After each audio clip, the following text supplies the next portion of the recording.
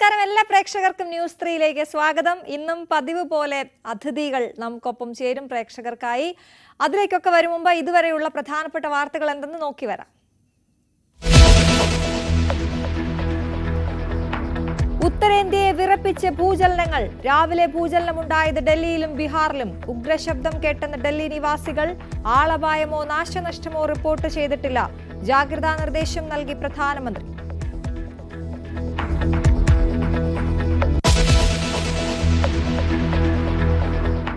കോട്ട ബാങ്ക് കവർച്ചാ കേസിലെ പ്രതി റിജോ ആന്റണിയുമായി തെളിവെടുപ്പ്. ബാങ്കിലും സുഹൃത്തിന്റെ വീട്ടിലും തെളിവെടുപ്പ് നടത്തി പോലീസ്. കൊള്ള നടത്തിയത് കറിക്കത്തിയുമായി. കത്തി കാട്ടിയ ഉടൻ ബാങ്ക് മാനേജർ മാറിത്തന്നതാണ് മോഷണം എളുപ്പമാക്കിയതെന്ന് റിജോ. കൊള്ളയടിച്ച പണത്തിൽ 10,000 രൂപ ഒഴികെ മുഴുവൻ തുകയും കണ്ടെടുത്തു.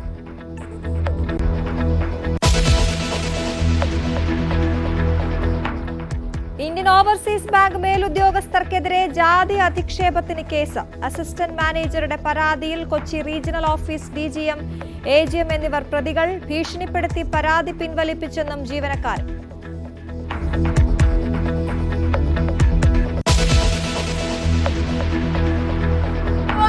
ചോരയിൽ നിന്നും 1000 പേര് ഉയരുന്നു. അവർ ജനാങ്കണത്തിൽ പടരുന്നുവെന്ന് അവരാണ് ഞങ്ങളെ പഠിപ്പിച്ചത്. അപ്പോൾ ഞങ്ങളിൽ വിടുന്ന ഓരോ തുള്ളി കണ്ണുനീരും ആർക്ക് ശാപമായി തീരാതിരിക്കാൻ ഞങ്ങളുടെ ആവശ്യം അവർ അംഗീകരിച്ച് അതിനെ അവർ രേഖാമൂലം രേഖയാക്കി ഞങ്ങൾക്ക് തന്നേ പറ്റൂ. സർക്കാരിന്റെ പരിഹാസത്തിനിടയിലും സമരം തുടർന്ന ആശാ വർക്കർമാർ. സെക്രട്ടേറിയറ്റിന് മുൻപിലെ സമരം 8ാം ദിവസം. രാഷ്ട്രീയ പ്രേരിത സമരമെന്ന ധനമന്ത്രിയുടെ പ്രസ്താവന അധിക്ഷേപിക്കലെന്ന് മറുപടി.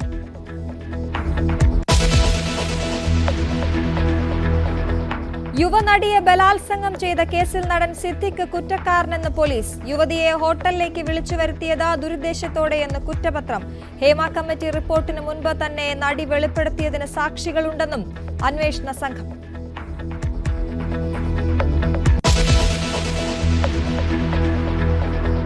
സർക്കാരിന്റെ വ്യവസായ നയത്തെ പുകഴ്ത്തിയ ശശി തരൂരിനെതിരെ കോൺഗ്രസിൽ പടയൊരുക്കം. 4 തവണ ജയിപ്പിച്ച പാർട്ടി പ്രവർത്തകരെ തരൂർ മറന്നെന്ന് കെ മുരളീധരൻ. പടിയിൽ കലമുടക്കരുതെന്ന വീക്ഷണത്തിന്റെ മുന്നറിയിപ്പ്. സർക്കാരിന്റേത് തെറ്റായ കണക്കെന്ന് പ്രതിപക്ഷ നേതാവ്.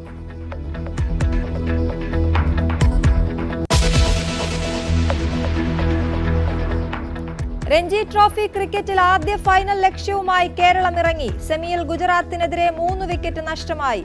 സച്ചിൻ ബേബിയും ജലത് സക്സേനയും ക്രീസിൽ.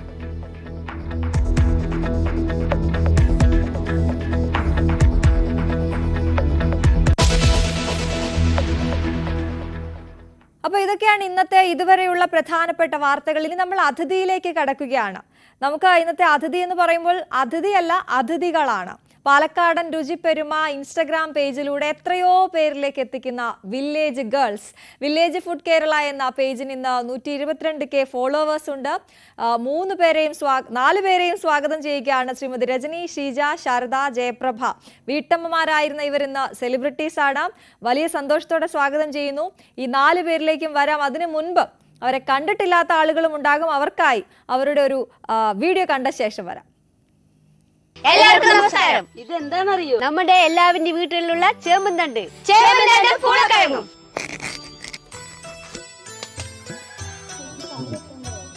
പൂളക്കിഴങ്ങ് നമുക്ക് കഷ്ണമാക്കിയിട്ട് തോലൊക്കെ കളഞ്ഞ് നന്നായി വൃത്തിയാക്കാൻ പോവാണ്. ചേമ്പന്തണ്ട് തോലൊക്കെ കളഞ്ഞ് നമുക്കിത് മുറിച്ചിടാം.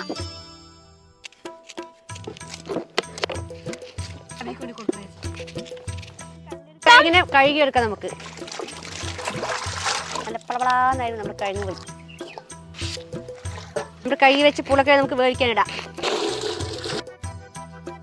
വേവാൻ വെച്ചിട്ടുണ്ട്. കുറച്ച് നേരം മൂടി വെക്കാം. ഒരു അരമണിക്കൂറിനുള്ളിൽ പച്ചമുളക് നമുക്ക് കീറിയിട്ട് അതിലിടാം അല്ലേ. പൂളക്കിഴങ്ങ് വന്നിട്ടുണ്ടോ നോക്കാല്ലേ. ഇതൊരു കളർ മാറാൻ മാത്രം. ആവശ്യത്തിനുള്ള ഉപ്പിട്ട് കൊടുക്കാം. ചേമ്പന്തണ്ട് നമുക്കൊന്ന് കഴുകിയെടുക്കാം. കൊട്ടിക്കോ. വെയിലത്ത് കഴിക്കാൻ പറ്റിയ കറി വെച്ചത്. ഇതിൽ വേഗം കിനിയണതാണ്. ചേമ്പന്തണ്ട് കൂടി ഇട്ട് കൊടുക്കാം.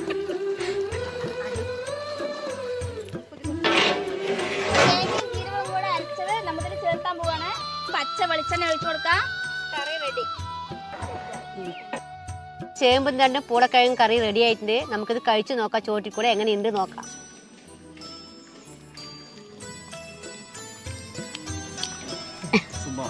പാകത്തിന് ഉപ്പും എരിവും പച്ചമുളകിന്റെ എരിവും പച്ച വെളിച്ചെണ്ണയുടെ മണവും കൂടി നല്ല ഗുമുഗുമാൻ സൂപ്പർ ആയിട്ടുണ്ട്. അപ്പൊ ഈ വീഡിയോകളൊക്കെ ഒരുപാട് പേര് ഇഷ്ടപ്പെടുന്നു, ഒരുപാട് പേര് ഇപ്പൊ അവരെ തിരിച്ചറിയുന്നു എന്നുള്ളതാണ് വലിയ സന്തോഷം. ഈ 4 പേർ, രജനി, ഷീജ, ശാരദ, ജയപ്രഭ, 4 പേരും നമുക്കൊപ്പം ചേരുകയാണ്. 4 പേർക്കും സ്വാഗതം, വലിയ സന്തോഷം. ഒപ്പം ആദ്യം തന്നെ ചോദിക്കാനുള്ള, ഞാൻ രജനി ചേച്ചിയിലേക്കാണ് ആദ്യം ചോദിക്കുന്നത്, രജനി ചേച്ചിയോടാണ്. ഈ ഇങ്ങനൊരു സംരംഭം തുടങ്ങാം, നിങ്ങൾ ഒരു ബേക്കറിയിൽ ഒരുമിച്ച് ജോലി ചെയ്യുന്ന ആളുകളാണ്, അപ്പോൾ എങ്ങനെയാണ് ഇത്തരത്തിലൊരു ഇൻസ്റ്റാഗ്രാം പേജ് തുടങ്ങാം, നമുക്ക് കുറച്ച് വീഡിയോസൊക്കെ ഇടാം എന്നൊക്കെ തോന്നിയത് എപ്പോഴായിരുന്നു?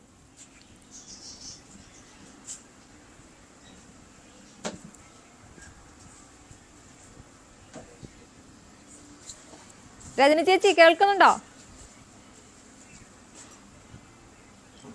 കേൾക്കുന്നുണ്ട് മാഡം. എങ്ങനെയാണ് ഇത് തുടങ്ങിയെന്ന് ഞാൻ ചോദിക്കായിരുന്നു. എങ്ങനെയാ ഇത് ആദ്യം തുടങ്ങിയത്, എങ്ങനെയായിരുന്നു വീഡിയോ ഇടുന്നതെന്ന് ചോദിക്കായിരുന്നു, പറയാമോ? ഞങ്ങള് ഒരു ബേക്കറിയിൽ വർക്ക് ചെയ്യുന്നവരെല്ലാവരും. അപ്പോൾ ഞങ്ങളിവിടെ ഇങ്ങനെ കുറച്ച് സമയം ഞങ്ങൾക്ക് ഫ്രീ ആയി കിട്ടുന്ന സമയത്തൊക്കെ ഞങ്ങളിങ്ങനെ ഒന്നിച്ചിരിക്കാറുണ്ട്. അപ്പൊ ഇങ്ങനെ കയ്യിലുള്ള ഫോണിൽ നോക്കി ഞങ്ങളിങ്ങനെ ഇടയ്ക്കിടയ്ക്ക് നോക്കാറുണ്ട്. അപ്പൊ ഞങ്ങൾക്കും ഇതിലൊരു താല്പര്യം തോന്നി, ഇങ്ങനെ ചെയ്താൽ കൊള്ളാം, നമുക്കും ഭയങ്കര ആഗ്രഹം. എത്രയോ വീട്ടമ്മമാര് ചെയ്യുന്നു, അപ്പൊ നമുക്കും ചെയ്താൽ കൊള്ളാം എന്നൊരു ആഗ്രഹം. അപ്പൊ ശരി, അപ്പൊ ഞങ്ങളുടെ കൂട്ടായ്മയില് നമുക്ക് നല്ലതായിട്ട് സെറ്റായിട്ട് വരുന്ന ഞങ്ങളൊരു 5 ആളും കൂടെ ചേർന്നിട്ട് ഞങ്ങൾ ശരി തുടങ്ങാമെന്ന്. പക്ഷെ നമുക്ക് തുടങ്ങാനുള്ള എന്തെങ്കിലും വേണമല്ലോ. അപ്പോൾ ഞങ്ങൾക്ക് ഞങ്ങളുടെ സ്ഥാപനത്ത് വർക്ക് ചെയ്യുന്ന ഞങ്ങളുടെ ഓണറാണ്, ശരി നിങ്ങൾക്ക് ചെയ്യാൻ പറ്റുമെങ്കിൽ നിങ്ങൾ ചെയ്യൂ, നിങ്ങൾക്ക് എന്ത് ഹെൽപ്പ് വേണമെങ്കിൽ ഞങ്ങൾ ചെയ്തു തരാമെന്ന് പറഞ്ഞുകൊണ്ടാണ് ഞങ്ങളിതിൽ തുടങ്ങാന്നുള്ളൊരു ഞങ്ങൾക്ക് ഭയങ്കര ഇതായി. ഇപ്പോൾ ഞങ്ങളെ അറിയാതെ ഞങ്ങൾ എവിടെയോ പോയി ഞങ്ങൾക്ക് അറിയാതായി പോയി. നിങ്ങളുടെ വീഡിയോയുടെ രസം എന്ന് പറഞ്ഞാലേ എല്ലാവരും ഒരുപോലെ സാരിയൊക്കെ, ഇപ്പൊ ഈ സാരി ഉടുത്തിരിക്കുന്നത് പോലെ തന്നെ എല്ലാവരും ഒരുപോലെ സാരിയൊക്കെ ഉടുത്താണ് വീഡിയോ ചെയ്യുന്നത്. ഒപ്പം പാലക്കാടൻ സ്ലാങ്, അതും കേൾക്കാൻ നല്ല രസമാണ്. അപ്പൊ ആളുകൾ എന്തൊക്കെയാ കാണുമ്പോൾ പറയാറ്? ഷീജ ചേച്ചി പറയൂ.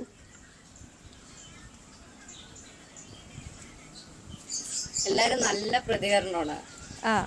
നമ്മുടെ പാലക്കാടൻ ഭാഷ എന്ന് പറഞ്ഞാൽ എല്ലാവർക്കും നല്ല ഇഷ്ടമാണല്ലോ, എല്ലാരും നല്ലതാ പറയുന്നത്.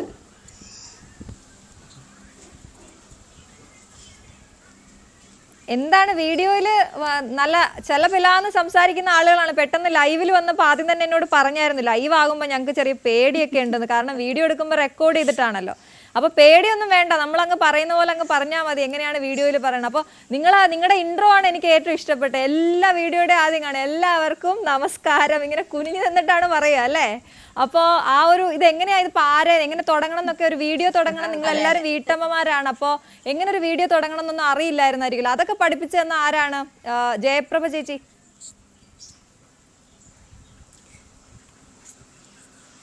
ഞങ്ങള് ഒരു ക്യാമറ പറഞ്ഞു തരാൻ വേണ്ടി ഒരു കുട്ടീനെ വെച്ചിട്ടുണ്ടായിരുന്നു. ആ കുട്ടി പറഞ്ഞു തരും എങ്ങനെ പറയണം എന്താന്നുള്ളതൊക്കെ. അപ്പൊ പറയണത് പോലെ ഞങ്ങള് പറയും. അതെ, ഈ നേരത്തെ പറഞ്ഞു വന്നു രജനി പറഞ്ഞപ്പോ പറഞ്ഞത്, അതെ പറഞ്ഞപ്പോ ഒരു കാര്യം ഞാൻ ശ്രദ്ധിച്ചത്, ജോലി ചെയ്യുന്ന ബേക്കറിയിൽ ജോലി ചെയ്യാണ് എല്ലാരും കൂടി. ജോലി ചെയ്യുന്നതിന്റെ ഇടയ്ക്ക് റീല് കാണാൻ പോയി. അത് നിങ്ങളുടെ ബോസ് കണ്ടു. അപ്പൊ ബോസ് ചോദിക്കുകയാണ്, നിങ്ങൾക്കും കൂടി ഇതുപോലെ ചെയ്തുകൂടെ, ഇത്രയും നല്ലൊരു ബോസിനെ എവിടെ നിന്ന് കിട്ടും? എന്നിട്ട് പേരും അദ്ദേഹത്തെ കുറിച്ചും ഒന്നും കൂടുതൽ പറഞ്ഞില്ലല്ലോ ആരും.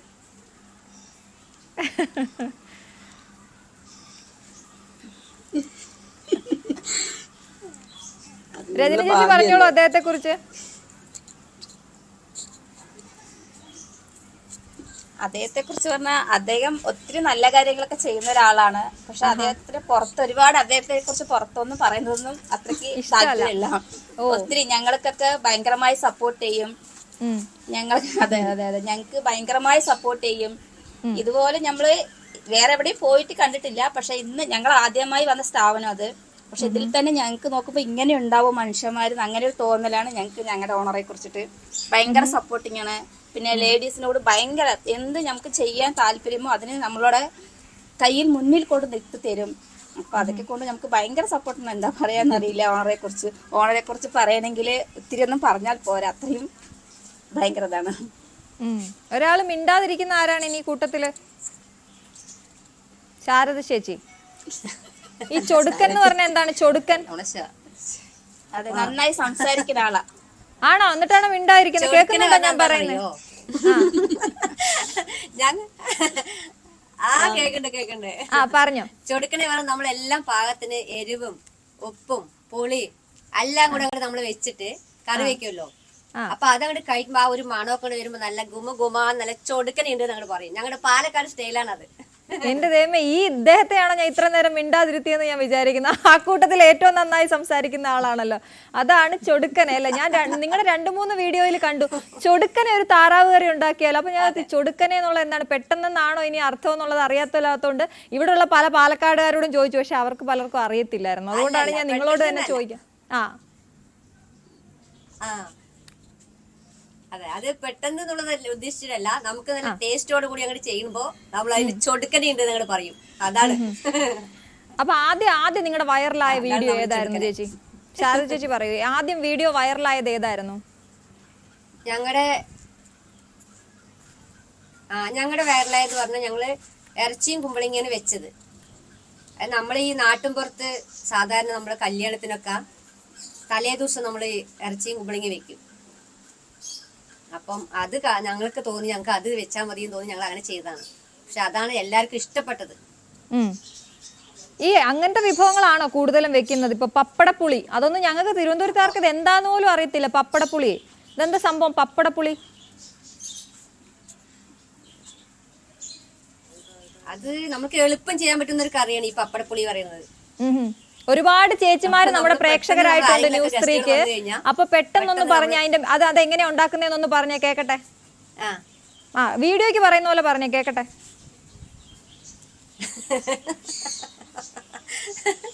രജൻ ചേച്ചി നന്നായി പറഞ്ഞുതരും.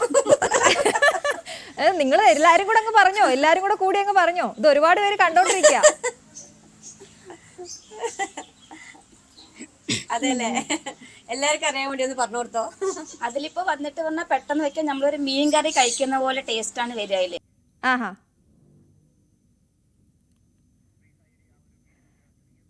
ശരി, ചെറിയൊരു സാങ്കേതിക പ്രശ്നമുണ്ട്. ഞാൻ വരാം, ഒരു വീഡിയോ കണ്ടിട്ട് വരാം. എല്ലാവർക്കും നമസ്കാരം. ദീപാവലിയൊക്കെ അല്ലേ ചേച്ചി, ഇന്ന് നമ്മൾ എന്താ ഉണ്ടാക്കുക? കുറച്ച് മധുരം ഉണ്ടാക്കിയാലോ? പഞ്ചസാര ഇതൊരു 3,800 എടുത്തിട്ടുണ്ട്. 1.5 കിലോ കടലമാവ്, 500 ഗ്രാം പാൽപ്പൊടി, 3 ലിറ്റർ നെയ്യ്. ചലിച്ചെടുത്ത കടലമാവാണ്, അതിൽ പാൽപ്പൊടി ഇടാം. പാൽപ്പൊടി കടലമാവ് കൂടി മിക്സ് ആക്കി കൊടുക്കാം. 1.5 കപ്പ് ഓയിൽ ഒഴിക്കാം നമുക്ക്. കട്ടയില്ലാണ്ട് ഉടച്ചെടുക്കാം. തട്ടി വെക്കാം. 1.5 കപ്പ് വെള്ളം ഒഴിച്ചു. 3,800 പഞ്ചസാര ഇതിലിട്ടിട്ട് നമുക്ക് ഉരുക്കിയെടുക്കാം. ഇതിലത്തെ ചെളിയെടുക്കാം. കടലമാവും പാൽപ്പൊടിയും നെയ്യും കൂടി ചേർത്ത് നമ്മൾ നല്ലോണം മിക്സ് ചെയ്ത് വെച്ചതാണ്.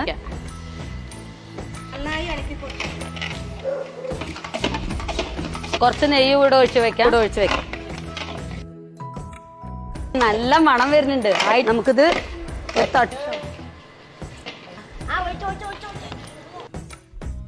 12 മണിക്കൂർ നമുക്ക് കട്ട് ചെയ്യാം. നമുക്ക് കട്ട് ചെയ്തെടുക്കാം.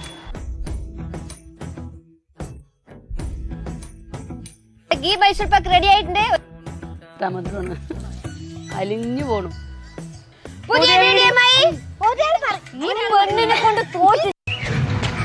നിങ്ങൾക്കറിയോ നമ്മുടെ വീട്ടിലൊക്കെ പുതിയ മരുമകൾ വന്ന് നമ്മൾ ആദ്യം എന്താ ചെയ്യാന്നുള്ളത്? എന്നാൽ നമ്മുടെ കൂട്ടുന്നൊരു കോഴിനെ പിടിക്കാം. നമുക്ക് ഉരുളക്കിഴങ്ങ് കോഴിയും കൂടി വരട്ടിയാലോ? കഴുകി വൃത്തിയാക്കി വെച്ച് കോഴി നമ്മൾ കട്ട് ചെയ്യാൻ പോവാണ്. ഇത്തിരി വലിയ കഷ്ണമായിട്ട് വേണം നമുക്ക് മുറിച്ചിടാം ഉരുളക്കിഴങ്ങ്.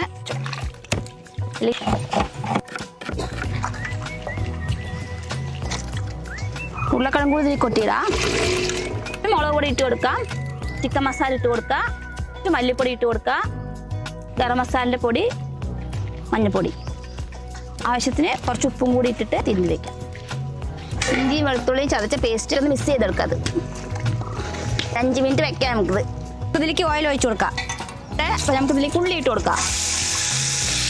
എന്നിട്ട് നമുക്ക് കുറച്ച് ഉപ്പും കൂടി ഇട്ട് കൊടുക്കാം. അല്പം കറിവേപ്പിലയും കൂടി ഇട്ട് കൊടുക്കാം. തക്കാളി ഇടാം. അതിൽ ഇഞ്ചി പേസ്റ്റ്, വെളുത്തുള്ളി പേസ്റ്റ് ഇതൊക്കെ ഇട്ട് കൊടുക്കാം. മല്ലിപ്പൊടി, കുറച്ച് മുളക് പൊടി ഇട്ട് കൊടുക്കാം, കുറച്ച് കട്ടഗ്രാമ്പിന്റെ പൊടി, ഉരുളക്കിഴങ്ങും കോഴിയും കൂടി മസാല ഒക്കെ തിരിഞ്ഞ് വെച്ചാൽ അതാണ്, അങ്ങനെ 2 വീഡിയോ കണ്ടപ്പോഴും ഗംഭീര വീഡിയോകളാണ് ചെയ്തു വെച്ചിരിക്കുന്നത്. പ്രത്യേകിച്ച് എടുത്ത് പറയേണ്ട ഒരു കാര്യം എന്താണെന്ന് വെച്ചിട്ടുണ്ടെങ്കിൽ അതിന്റെ ഈ രണ്ടാമത് കാണിച്ചതിന്റെ ടേസ്റ്റ് ഞങ്ങൾക്കൊന്നും അറിയത്തില്ല. അപ്പം അതിനകത്തൊരു ഇൻട്രോയിൽ പറയുന്നുണ്ടായിരുന്നു, പുതിയ മരുമോൾ വരുമ്പോൾ പാലക്കാട് എന്താ പ്രത്യേക ഭക്ഷണം കൊടുക്കാറുണ്ടോ ശാര ചേച്ചി? ആ എന്താണ് സംഭവം? അതെന്താ സംഭവം? ഹലോ, കേക്കാൻ പറഞ്ഞോളൂ. അത് പുതിയ മരുമോളല്ല കേട്ടോ, പുതിയ മരുമകൻ വരുമ്പോ, പുതിയ മരുമക്കളൊക്കെ വരുമ്പോ നമ്മള് നാട്ടും പുറത്തുള്ള ഒരു സ്റ്റൈലാണത്. ഒരു ശീലമാണ്. നമ്മള് വന്നു കഴിഞ്ഞാ ഇറച്ചിയും ഉരുളക്കായും കൂടിയിട്ട് ഒരു ചാറ് വെച്ച് കൊടുക്കുക എന്നുള്ളതാണ്. അപ്പൊ നമ്മള് നമ്മുടെ നാട്ടും പുറത്ത് കോഴികളൊക്കെ വളർത്തി അങ്ങനെ ശീലിക്കുന്ന ആൾക്കാരല്ലേ. അപ്പൊ നമ്മള് കോഴിനെയൊക്കെ പിടിച്ച് ഉരുളക്കായും കിട്ടുന്ന ചാറ് വെച്ച് കറിയൊക്കെ ഉണ്ടാക്കി വരട്ടി കൊടുക്കും. അതാണ് പുതിയ മരുമകൻ വരുമ്പോ നമ്മൾ എന്താ ചെയ്യാന്നുള്ളത് പറഞ്ഞത്.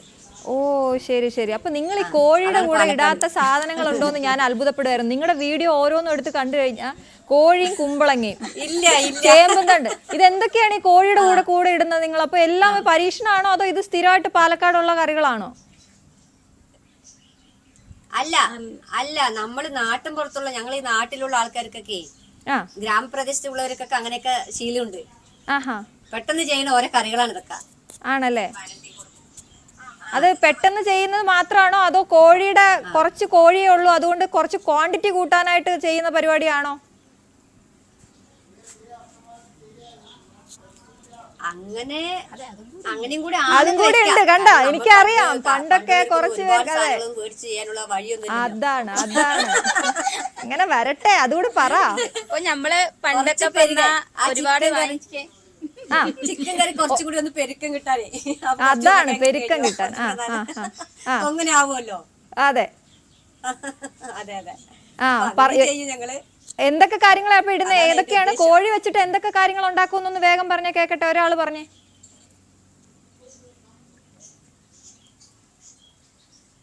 ചിക്കനും ചക്കയും വെക്കും. അത് ഞങ്ങൾ വെച്ചിട്ടുണ്ട്. ചിക്കനും മുരിങ്ങക്കായും വെക്കും. ഓ ആഹാ. പിന്നെ ചിക്കനും കുമ്പളങ്ങയും വെക്കും. ചിക്കനും കുമ്പളങ്ങയും വെക്കും. പിന്നെ ചിക്കനും ഉരുളക്കിഴങ്ങും വെക്കും. ചിക്കനും ഉരുളക്കിഴങ്ങും വെക്കും. ചിക്കനും പപ്പായയും വെച്ചു. പപ്പായം വെക്കും. പപ്പായയും വെച്ചു. ചിക്കനും ചിക്കനും കൂർക്കയും വെക്കും. മതി. ഇത് എന്തൊക്കെയാണ് ചിക്കനിൽ ഇടുന്നതെന്ന് എനിക്ക് അറിയത്തില്ല. ചിക്കനും കൂർക്കയും. അപ്പൊ നിങ്ങൾ ഈ വിഭവങ്ങളൊക്കെ കണ്ടെത്തുന്നത് നിങ്ങൾ തന്നെയാണോ അടുത്ത പ്രാവശ്യം നമുക്ക് ഇത് ചെയ്യാമെന്ന് പറയുന്നത്? അതെ അതെ അതെ അതെ, ഞങ്ങൾ തന്നെയാണ്. ആണല്ലേ? ഞാനേ ഇന്നലെ നമ്മളൊന്ന് വിളിച്ച് സംസാരിച്ചിരുന്നല്ലോ, അപ്പൊ പറഞ്ഞില്ലേ ഞങ്ങൾ പുറത്തു പോകുമ്പോ ഞങ്ങളെ ഒരുപാട് പേര് തിരിച്ചറിയുന്നുണ്ട്, അതിൽ സന്തോഷമുണ്ടെന്ന്. അപ്പൊ അങ്ങനെ കണ്ടതില്, അങ്ങനെ ആൾക്കാര് തിരിച്ചറിഞ്ഞതിൽ സന്തോഷം തോന്നിയ ഒരു നിമിഷം ഞങ്ങളുമായിട്ടൊന്ന് പങ്കുവെക്കാമോ? മറക്കാൻ പറ്റാത്ത ഒരു അനുഭവം ആരെങ്കിലും ഒരാൾ പറയൂ. മറക്കാൻ പറ്റാത്ത ഒരു അനുഭവം പറഞ്ഞാ, ഞങ്ങള് ചിങ്ങഞ്ചിറ പോയിട്ടുണ്ടായിരുന്നു. ശരി. ചിങ്ങഞ്ചിറ വരുന്ന സ്ഥലത്ത് കൊല്ലങ്കോട്, അവിടെ പോയപ്പോ ഞങ്ങളെ ഒരുപാട് പേര് തിരിച്ചറിഞ്ഞു. അപ്പൊ നമുക്ക് എന്താ പറയാ, ഞങ്ങൾ ഈ നാട്ടിൻ പുറത്തുള്ള ആൾക്കാർക്ക് ജനങ്ങളൊക്കെ നമ്മളെ തിരിച്ചറിയുമ്പോൾ ഒരു ആ സന്തോഷം ഉണ്ടല്ലോ, അത് പറഞ്ഞറിയിക്കാൻ പറ്റില്ല. അത്രയ്ക്ക് സന്തോഷം ഞങ്ങൾക്ക്. സന്തോഷം കൊണ്ട് ഞാൻ സത്യം പറഞ്ഞാൽ ഞങ്ങൾക്ക് സങ്കടം കൂടി വരുമായിരുന്നു. അത്രയ്ക്ക് ഒരു സ്നേഹം ജനങ്ങൾക്ക് ഞങ്ങളോട് കാണിച്ചപ്പോ ഞങ്ങൾ എന്താ പറയാ, ഞങ്ങളുടെ ഭാഷയിൽ പറയുകയാണെങ്കിൽ എന്താ പറയാ, സന്തോഷം കൊണ്ട് എന്ത് ചെയ്യണമെന്ന് അറിയാത്തൊരു അവസ്ഥപ്പെട്ടു ഞങ്ങള്. കാരണം സെൽഫി എടുക്കാനും ഞങ്ങളുടെ കൂടെ വരാനും ഒക്കെ നമ്മളെയൊക്കെ തിരിച്ചറിയണ്ടല്ലോ എന്ന് ആലോചിച്ചപ്പോ ഭയങ്കര സന്തോഷമായി. പറഞ്ഞാൽ ഭയങ്കര സന്തോഷമായി. ആ ജനങ്ങളാണ് ഇപ്പൊ ഞങ്ങൾ ഇവിടെ എത്തിച്ചിരിക്കുന്നത്. ഇവിടെ ഇപ്പൊ ഇരിക്കുന്നതേ ഞങ്ങൾ അവരിന് കൊണ്ടാണ്. അതാണ് ഞങ്ങൾക്ക് അവരോട് അത്രയും സ്നേഹം. അപ്പൊ എന്താ പറയാ, ഞങ്ങൾക്ക് അത്രയ്ക്കും സന്തോഷം. ജനങ്ങളാണ് ഞങ്ങളുടെ ഏറ്റവും വലിയ ധൈര്യവും ശക്തിയായിട്ട് ഞങ്ങളിപ്പോ നിൽക്കണേ. അതെ, എല്ലാവർക്കും നന്ദിയുണ്ട് ഞങ്ങളെ ഈ നിലയിൽ എത്തിച്ചവരോട്. ശരി. അപ്പൊ ഞാൻ നിങ്ങള് നന്ദി പറച്ചിലിനപ്പുറം നിങ്ങൾ കുറെ കാര്യങ്ങൾ ചെയ്യുന്നുണ്ടെന്ന് എനിക്ക് അറിയാം കേട്ടോ. അത് പ്രേക്ഷകർക്ക് അറിയത്തില്ലാത്തവർക്കായിട്ട് ഞാനൊന്ന് പറയുകയാണ്. ഇവര് വയനാട് ദുരന്തത്തിൽ പെട്ട ആളുകളെ സഹായിക്കുന്നുണ്ടായിരുന്നു നിങ്ങൾ. ഇനിയും ഞങ്ങൾക്ക് ഒരുപാട് പേരെ സഹായിക്കണമെന്ന് പറഞ്ഞു. അതിന് വേണ്ടിയിട്ടുള്ള പരിപാടികൾ എന്തൊക്കെയാണ് നോക്കുന്നത്? കൂടുതൽ ആളുകളിലേക്ക് എത്തണം, അതിൽ നിന്ന് കിട്ടുന്ന വരുമാനം പാവപ്പെട്ട കുട്ടികൾക്ക് വേണ്ടിയിട്ടൊക്കെ ഉപയോഗിക്കണം എന്നൊക്കെ പറഞ്ഞില്ലേ, അതൊന്ന് പറയൂ, അതിനെക്കുറിച്ചൊന്ന് പറയൂ. അതിനെക്കുറിച്ച് പറയാം. ഞങ്ങൾക്കിപ്പോ ഇതില് വരുമാനം ഒന്നും അത്രയ്ക്ക് ആയിട്ടില്ല. പക്ഷെ എന്നാലും ഞങ്ങക്ക് കിട്ടുന്നത് ഞങ്ങൾ എന്താ വെച്ചാൽ ഇപ്പൊ ഞങ്ങളുടെ വീഡിയോ കണ്ടിട്ടുണ്ടാവും. ഞങ്ങൾ ഈ ഇടയ്ക്ക് ഇപ്പോൾ ആദിവാസി കോളനി ഒക്കെ പോയിട്ടുണ്ടായിരുന്നു. അപ്പൊ അവിടെ അവർക്ക് ഫുഡൊക്കെ ഉണ്ടാക്കി കൊടുത്തു. അതേമാതിരി കുറെ ഭക്ഷണത്തിന് വേണ്ടി കഷ്ടപ്പെടുന്ന ഇഷ്ടം പോലെ പേരുണ്ട്. അപ്പൊ ഒരുപാട് പേർക്ക് ഇല്ലെങ്കിലും നമ്മളെ കൊണ്ടാവുന്നവർക്ക് എത്തിച്ചു കൊടുക്കാനുള്ളൊരു ഇതുണ്ട്. ഞങ്ങൾക്ക് അതിനുള്ള കുറച്ച് എന്തെങ്കിലും വരുമാനം കിട്ടി തുടങ്ങിയാൽ തീർച്ചയായും ഞങ്ങൾക്ക് ചെയ്യാം. കുറെ റോഡിലൊക്കെ ഭക്ഷണം കിട്ടാതെ ഇരിക്കുന്നവര് അങ്ങനെയൊക്കെ ഉണ്ട്. അപ്പൊ അവരെയൊക്കെ സഹായിക്കാനും പിന്നെ ഞങ്ങൾക്ക് സഹായിക്കാൻ വേറെ മാതിരി ഉണ്ട്. പക്ഷെ അതിനെ നമുക്കായിട്ട് എന്തെങ്കിലും വരുമാനം കിട്ടി തുടങ്ങിയാൽ തീർച്ചയായും അത് എത്തിക്കും. ഞങ്ങളെ ഒരുപാട് ആഗ്രഹപ്പെട്ട ഒരുപാട് എന്താ പറയാ പാവങ്ങൾക്കും കഷ്ടപ്പെടുന്നവർക്കും ഞങ്ങളത് എത്തിച്ചു കൊടുക്കും. നിങ്ങളുടെ ഈ രുചിപ്പെരുമ എന്നതിനപ്പുറം എനിക്ക് ഇഷ്ടപ്പെട്ടത് നിങ്ങളുടെ ഈ ഒരു ഒത്തൊരുമയാണ് കേട്ടോ. അപ്പോൾ ആ ഒത്തൊരുമയിൽ നിങ്ങൾ എന്തായാലും ഒരുമിച്ചുണ്ടാകുന്ന സമയത്ത് എന്തായാലും ഒരു പാട്ടൊക്കെ പാടാറുണ്ടാവുമല്ലോ അല്ലേ? കൂട്ടത്തിൽ ആരാ പാടുന്നേ? അല്ലെങ്കിൽ ഒരുമിച്ചാണോ പാടുന്ന? ഒരു പാട്ട് ഞങ്ങൾക്ക് വേണ്ടി പാടൂ. ഞങ്ങളങ്ങനെ പാട്ട് പാടുന്നത് ഞങ്ങൾക്ക് അറിയില്ല. എന്നാലും ഞങ്ങൾ ഈ നാട്ടും പുറത്ത് രാവിലെ പണിക്ക് പോവുക, വൈകിട്ട് വീട്ടിലേക്ക് വരിക, അങ്ങനെയുള്ള ശീലിച്ച ആൾക്കാരാണ്. ആയാസം മാറാനായിട്ട് പോലും പാടില്ലേ? അറിയില്ല പാട്ട് പാടാൻ. ഞങ്ങളങ്ങനെ പാടാറൊന്നുമില്ല. ഞങ്ങൾ പാട്ടൊന്നും പാടാറില്ല. ഇല്ല. അപ്പൊ ഇനി എന്താ അടുത്ത വ്ലോഗിൽ എന്താ അടുത്ത വ്ലോഗിൽ എന്താ ചെയ്യാൻ പോണേ? എന്താണ്, ഏത് വിഭവമാണ് ഉണ്ടാക്കാൻ പോണേ, തയ്യാറായിരിക്കുന്നത്? ഇപ്പോ പാലക്കാടൊക്കെ ഭയങ്കര ചൂടൊക്കെ അല്ലേ? അതെ. അപ്പൊ നമ്മൾ ആ ചൂട്ടിനുള്ള എന്തെങ്കിലും കറി, ആരും ചെയ്യാത്തൊരു കറി വ്യത്യാസമായി ഞങ്ങൾ കണ്ടുപിടിച്ചോണ്ടിരിക്കുക. ഞങ്ങൾ തന്നെ അതായത് എല്ലാവർക്കും നന്നായി കഴിക്കാനും ഇഷ്ടപ്പെടാനും എല്ലാം കഴിയുന്ന ഒരു നല്ലൊരു കറി. ആണോ? ചൂടായതുകൊണ്ട് തൈര് കൊണ്ടുള്ള അങ്ങനത്തെ എന്തെങ്കിലും ആണോ ഉദ്ദേശിക്കുന്നത്? ചിക്കൻ ഒന്നും അല്ലല്ലോ അല്ലേ? ഭയങ്കര ചൂടാ. തൈര് കൊണ്ടാ? അല്ല ചിക്കൻ അല്ല. ഞങ്ങൾ ഇനി മാറ്റി പിടിക്കും. ഞങ്ങൾ ഇത് മാത്രമേ ഞങ്ങളെ കയ്യിൽ ഇനി കുറെ ഉണ്ട്. വരുന്നേ ഉള്ളൂ, സ്റ്റാർട്ട് ചെയ്തിട്ടല്ലേ ഉള്ളൂ. അപ്പൊ അതുകൊണ്ടാണ്. അതാണ്. അപ്പൊ അങ്ങനെ ഗംഭീരമായിട്ടുള്ള ഒരുപാട് വീഡിയോസ് ഇങ്ങോട്ട് പോരട്ടെ. ഞങ്ങൾ ഇങ്ങനെ കാത്തിരിക്കുകയാണ്, തയ്യാറായിട്ടിരിക്കുകയാണ്. അപ്പൊ എല്ലാവർക്കും നമസ്കാരം. ഒന്ന് ഇന്നത്തെ പരിപാടി എന്ന് പറഞ്ഞ് തുടങ്ങുന്ന നിങ്ങളുടെ ഒരു വ്ലോഗിനായിട്ട് ഞങ്ങൾ എല്ലാവരും കാത്തിരിക്കുന്നു. താങ്ക് യു സോ മച്ച് ഞങ്ങൾക്ക് വേണ്ടി ഇത്രയും നേരം സമയം തന്നതിന്. ഒപ്പം നിങ്ങൾക്ക് ഇത്രയും പ്രോത്സാഹനം തരുന്ന നിങ്ങളുടെ ബോസ് എന്നല്ലേ വിളിക്കുന്ന ബോസിനും ഒരു താങ്ക് യു പറയുകയാണ്. ഇങ്ങനെ കുറച്ച് പേരെ ഞങ്ങളെയൊക്കെ അറിയിക്കാൻ ഇങ്ങോട്ടേക്കൊക്കെ എത്തിച്ചതിന്. Okay, thank you so much. അതെ അതെ അതെ, ഞങ്ങൾക്ക് എല്ലാവരോടും നന്ദി നമസ്കാരം. എല്ലാവരോടും നന്ദി നമസ്കാരം.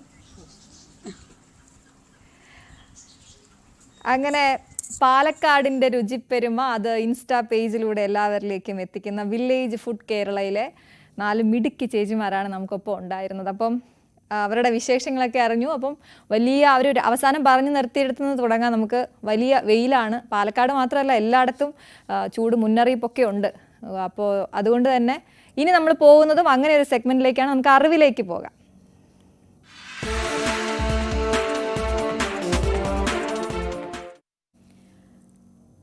അപ്പോൾ അറിയാമിൽ നമ്മൾ ഇന്ന് സൺസ്ക്രീനെ കുറിച്ചാണ് പറയുന്നത്.